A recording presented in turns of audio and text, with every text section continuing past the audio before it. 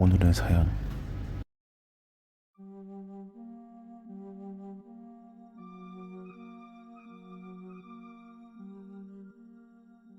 71번째. 이름 없음.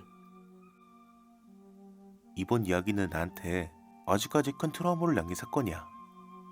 위에서 언급했던 것처럼 7번 방에서 9번 방은 어두운 쪽 복도에, 그리고 나머지 병실은 공동거실과 가까이 있는 밝은 쪽에 있다고 했지? 그런데 딱 한 군데는 아니야. 1번 방. 1번 방은 7번에서 9번 방에 마주보는 반대 방향 복도 끝에 있어.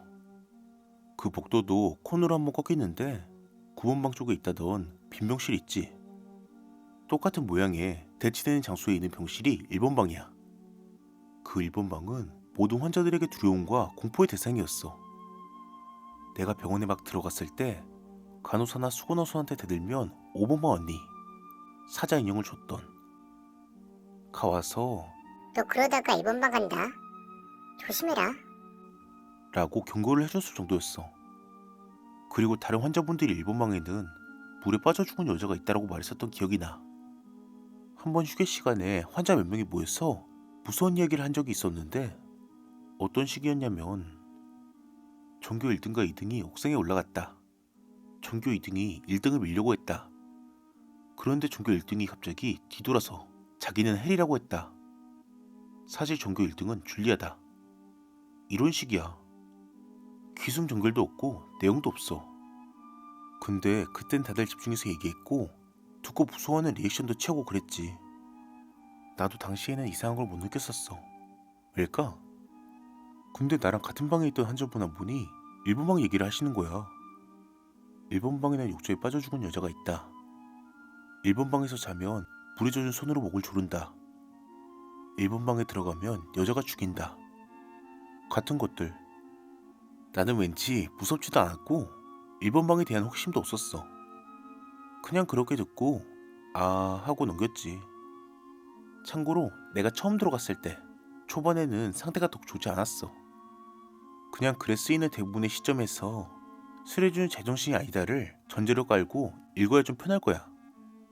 병원에 들어간 직후에는 공격성이 엄청 높아져 있었어. 같이 있는 환자를 때리거나 간호사한테 욕을 하고 밥을 안 먹고 다 던져버리고 그랬을 정도니까. 밥을 안 먹는데 약은 먹고 소리 지르고 악쓰고, 그러다가 쓰러져서 링겔을 맞았는데 자다가 깨서 링겔을 보고 화가 나서 주사 바늘을 뽑은 뒤에 링겔 주머니를 밟아 터뜨리려고 했었고, 어느 날 저녁 먹고 난 뒤 저녁 투약 시간. 투약은 간호사 2명이 와서 약을 줘. 그럼 눈앞에서 먹는 걸 지켜보고 먹고 나면 다른 간호사가 확실히 삼켰는지 입안과 혀 아래를 확인해. 나는 차례로 약을 먹고 내 차례가 왔어. 약을 입에 넣었는데 다시 뱉어버릴 요량으로 혀 밑에 숨기고 삼키지 않았어. 그러면 간호사가 혀를 들어보라고 했고 나는 약을 뱉고 또다시 반항을 했지. 간호사가 화가 났는지 한 손으로 내 턱을 세게 붙잡고 흔들면서 왜 말을 안 듣냐, 약을 먹어야 한다 라고 다그쳤어. 그때 내가 간호사의 팔을 세게 내쳤는데 그 과정에서 간호사의 얼굴을 손톱으로 핥히게 되어서 간호사 코장등에서 피가 났어. 얼굴을 핥히게 하려던 건 아니었는데.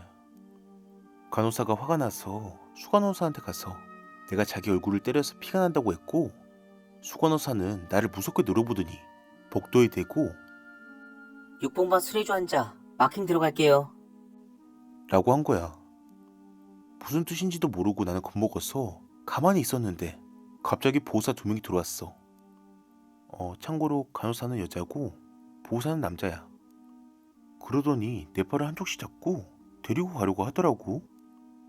나는 영문도 모른 채 끌려가고 같은 방에 있던 환자가 레주 데려가지 마. 라고 소리를 질렀어. 나는 더 겁을 먹고 안 가려고 버텼지. 그런데 남자 둘인데 버틸 수가 있나. 거의 들리다시피 질질 끌려나갔어. 그리고 복도 끝으로 끌려가는 나를 기다린 곳은 당연히 1번 방이었지. 1번 방은 다른 방보다 3배는 좁았고 다른 방들은 매트릭스만 있는데 반해 1번 방은 침대가 있었어.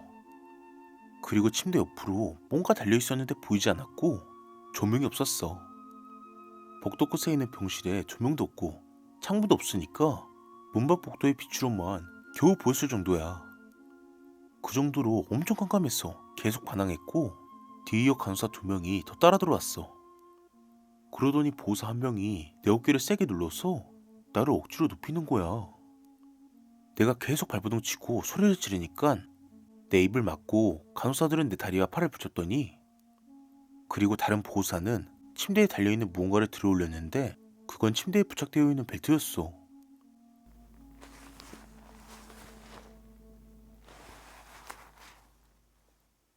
간호사와 보호사가 내 입을 막고 몸을 붙잡고 있는 동안 대여섯 개의 벨트로 다리, 손, 가슴, 배, 온몸이 침대에 결박되었어.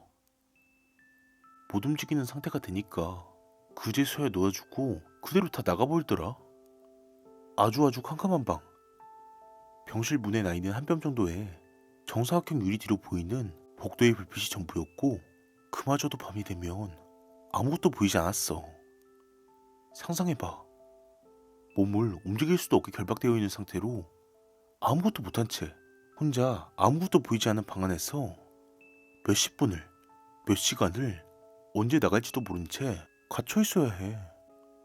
이때의 트라우마로 지금 폐소공포증이 심각하게 남아있어.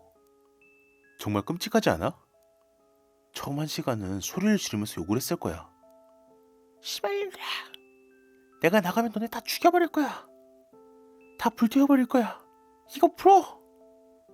육교에서 던져버릴 거야. 그리고 그 다음은 지쳐서 소리도 못 질렀어. 그리고 그 다음에는 울면서 빌었지. 잘못했어요. 말 잘 들을게요. 저 좀 꺼내주세요. 약 잘 먹을게요. 대들지 않을게요. 엄마 보고 싶어요. 저 좀 꺼내주세요. 이때 내 나이는 고작 16살이었어.